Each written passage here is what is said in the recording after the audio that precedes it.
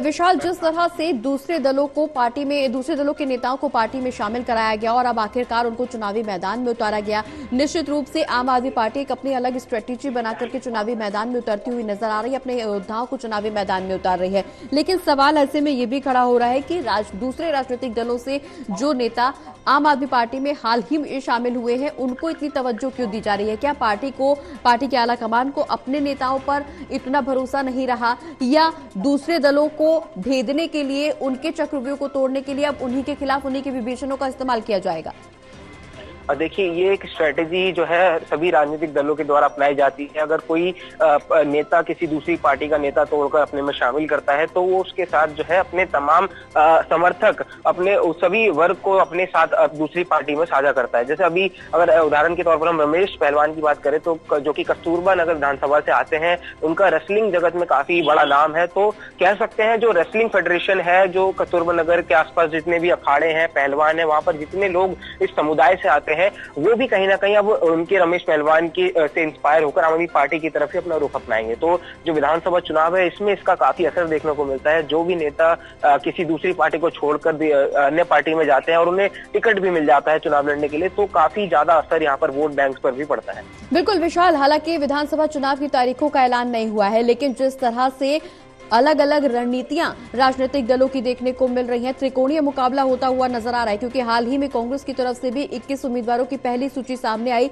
जिसमें निश्चित तौर पर पुराने लोगों को टिकट दिया गया। कहा, इस बात का भी जिक्र किया गया कि पार्टी कोई ज्यादा एक्सपेरिमेंट के मूड में नहीं है, लेकिन जिस तरह से पुराने जिताऊ विधायकों को यहां पर चुनावी मैदान में उतारा गया, निश्चित रूप से आम आदमी पार्टी के लिए ये चुनौतीपूर्ण रहेगा। लेकिन अब ऐसे में बीजेपी के उम्मीदवारों की सूची का भी इंतजार किया जा रहा है।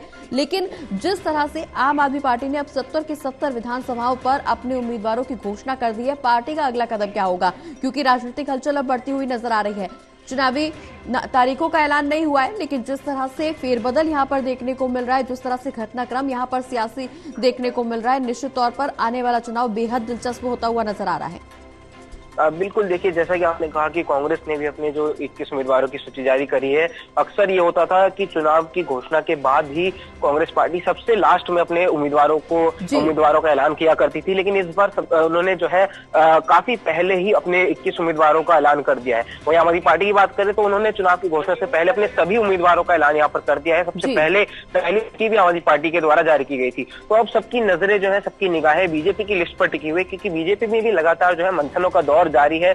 उनके शीर्ष नेतृत्व से लगातार प्रदेश अध्यक्ष मिल रहे हैं, बातचीत हो रही है सीटों पर। तो लगातार अब जो है निगाहें सबकी बीजेपी की लिस्ट पर टिकी है, क्योंकि बीजेपी से नई दिल्ली से कौन चुनाव लड़ता है और कांग्रेस से नई दिल्ली से हालांकि संदीप दीक्षित, जो कि शीला दीक्षित के बेटे हैं, जो कि पूर्व मुख्यमंत्री रही हैं दिल्ली की, वो आमने सामने होंगी अरविंद केजरीवाल के। लेकिन बीजेपी की तरफ से फिलहाल जो अटकलें सामने आ रही है वो प्रवेश सिंह साहिब, यानी जो पहले सांसद रहे थे और वो भी एक मुख्यमंत्री के ही बेटे हैं। तो दो मुख्यमंत्री के बेटे और एक पूर्व मुख्यमंत्री, अगर ये त्रिकोणीय मुकाबला होता है नई दिल्ली विधानसभा में, तो काफी दिलचस्प रहेगा और काफी कांटे की टक्कर यहाँ मानी जा रही है। बिल्कुल विशाल, इसके अलावा एक सवाल और ज्यादा दिलचस्प होता हुआ नजर आ रहा है, क्योंकि 70 के 70 विधानसभा सीटों पर आम आदमी पार्टी की तरफ से चुनावी मैदान में उम्मीदवारों की घोषणा की जा चुकी है। आम आदमी पार्टी ने अपने सभी बड़े चेहरों को चुनावी मैदान में उतारा है, चाहे वो सौरभ भारद्वाज का नाम हो, केजरीवाल का नाम हो, आतिशी का नाम हो, अवध ओझा का नाम हो, या किसी भी बड़े चेहरे का नाम हो, सभी को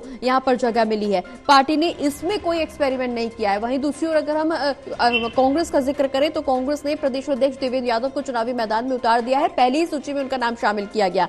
तो ऐसे में अब दिलचस्पी इस बात की भी बढ़ती जा रही है कि बीजेपी की तरफ से किन योद्धाओं को पहली सूची में जगह मिलेगी, क्योंकि जिस तरह से अभी तक बीजेपी की सूची सामने नहीं आई है, निश्चित तौर पर कयास कई लगाए जा रहे हैं। लेकिन सबसे ज्यादा दिलचस्पी इस बात की कि पहली सूची बीजेपी की कब सामने आएगी और उसमें कौन से ऐसे नाम होंगे जिनको पहली सूची में जगह दी जाएगी।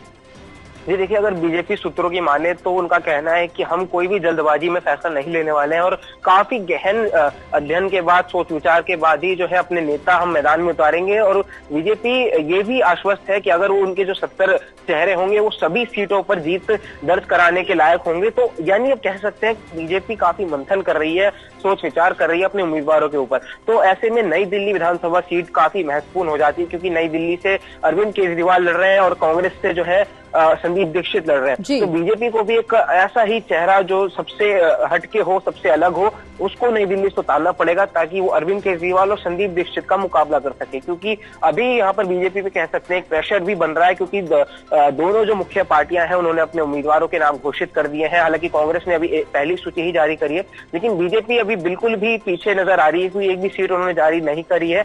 ऐसे में बीजेपी के सूत्र लगातार कह रहे हैं कि हम प्रेशर में नहीं है, हम जल्दबाजी में फैसला नहीं लेना चाहते, लेकिन अब उम्मीदें जताई जा रही हैं, अटकलें लगाई जा रही हैं कि आने वाले कुछ दिनों में बीजेपी भी जो है अपनी पहली सूची जरूर जल्द ही जारी कर सकती है। बिल्कुल विशाल, ऐसे में कयास इस बात के भी लगाए जा रहे हैं कि प्रदेश अध्यक्ष का नाम पहली सूची में होगा या नहीं, क्योंकि कांग्रेस की तरफ से जो पहली सूची सामने आई उसमें देवेंद्र यादव का नाम शामिल किया गया। हालांकि बीजेपी की तरफ से वीरेंद्र सचदेवा का नाम पहली सूची में होगा नहीं होगा, इस बात को लेकर के भी कयास अब और तेज होते हुए नजर आ रहे हैं। अजी देखिए, प्रदेश अध्यक्ष वीरेंद्र सचदेवा की बात करें तो उन्होंने बहुत पहले ही साफ किया था कि मैं पार्टी के कार्यकर्ताओं के साथ मैं मेहनत करूंगा पूरी विधानसभा चुनाव के लिए, लेकिन मैं चुनाव में नहीं उतरूंगा। लेकिन अब जिस तरह से कांग्रेस ने अपने प्रदेश अध्यक्ष देवेंद्र यादव को बादली विधानसभा से मैदान में उतारा है, तो इसके बाद ये अटकलें लगाई जा रही हैं कि कहीं ना कहीं वीरेंद्र सचदेवा भी चुनावी मैदान में उतर सकते हैं। हालांकि वीरेंद्र सचदेवा जो मूल निवासी हैं वो मयूर विहार के रहने वाले हैं, लेकिन क्या वहां से उन्हें सीट वो चुनाव में उतरते हैं या फिर नई दिल्ली से चुनाव में उतरते हैं, ये काफी सोचने वाली बात है। हालांकि नई दिल्ली से प्रवेश सिंह साहिब, जैसे कि हमने पहले भी बताया, उनको जो है अभी संभावनाएं चर्चा में है, लेकिन अंतिम फैसला जो है वो बीजेपी के शीर्ष नेतृत्व पर ही है। और कब तक इसका जो फाइनल सूची आती है